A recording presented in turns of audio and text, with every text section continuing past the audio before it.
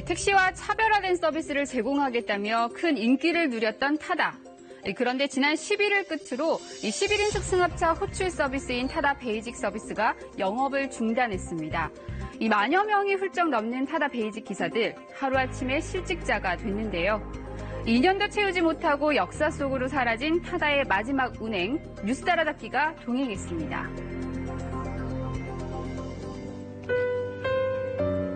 이 매일 저녁 5시부터 새벽 3시까지 승객 수십 명에 발휘됐던 타다 베이직 기사 A씨. 이 마지막 운행을 앞두고 차량을 청소하는 손길에 아쉬움이 묻어납니다.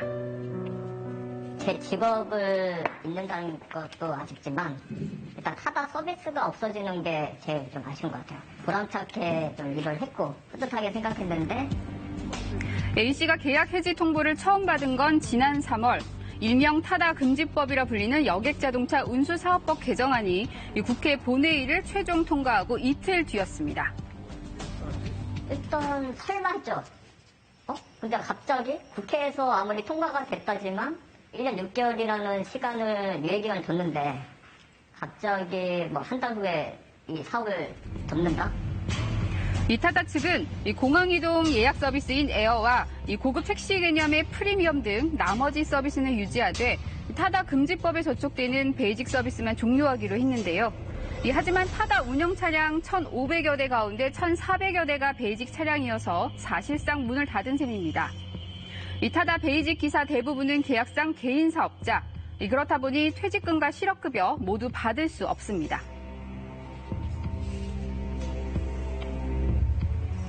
실업급여, 그다음 퇴직금 이런 게 전혀 없어요.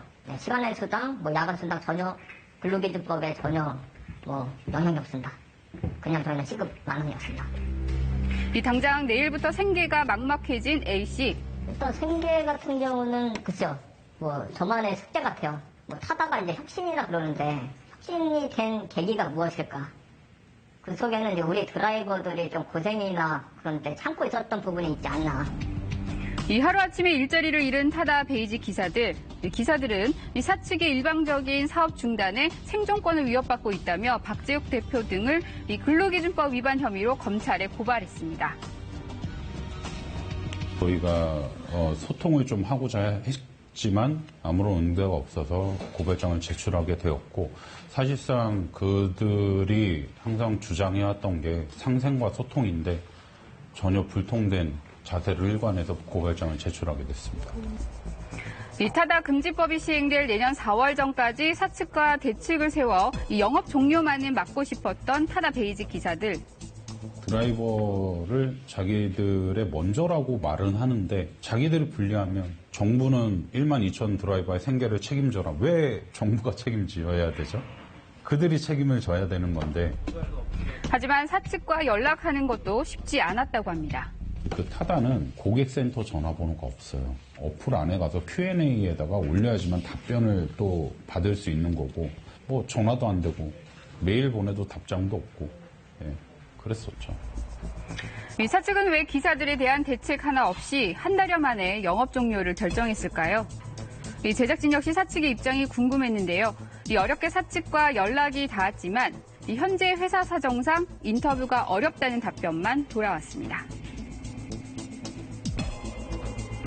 12,000명 정도 되는데 그중에서 지금 실직을 하고 이직을 하신 분들이 2월 달에 감차가 시작되면서 한 70% 정도가 빠져나가신. 그렇다면 도심 곳곳을 누비던 그 많았던 타다 차량들, 지금은 어디로 사라진 걸까요? 수원 쪽 중고차 매매상으로 팔려 나갔다는 얘기는 들었는데 아직도 많아요. 양재 가면 깜짝 놀래. 얼마나 양재동에 있는 타다 차고지입니다. 이미 차량 매각 절차에 들어갔다고는 하지만 운행을 종료한 수백 대의 차량이 아직도 이곳에 정차돼 있습니다. 수익이 없어서 사업을 이제 접는다라고 하는데 비용을 갖다가 이제 저희가 좀 부담을 할 수도 있었다는 거라는 거죠. 법적 분쟁을 할 것을 이미 선포했죠. 저희는 끝까지 같이 갈 겁니다. 이 많은 파열음을 남기며 타다 베이직의 영업은 결국 종료됐습니다. 이 마지막 운행을 막 끝낸 1년차 타다 기사 B씨. 씁쓸하고 슬프네요. 다음 주서부터 뭘 해야 될지가 일단 고민이 되고요. 이제 주말에 좀 생각을 해봐야 되겠죠. 마지막까지 뭐 가족들 부양하는 데 있어서 많은 보탬이 됐고요. 그래서 고맙게 생각하고 있습니다. 이 관련 모빌리티 업체들은 타다 베이직의 빈자리를 채우기 위해 이 새로운 서비스들을 속속 선보이고 있는데요. 이 제2의 타다 논란이 재발될 가능성은 없을까요? 업계의 반응 들어봤습니다. 어떤 제도적 근거가 있는 환경에서 새로운 모델을 제도권 내에서 안정적으로 운영할 수 있고 투자 유치를 활발히 할 수 있는 환경으로 변화되었다는 점이 스타트업 입장에서 가장 큰 의미가 있고요.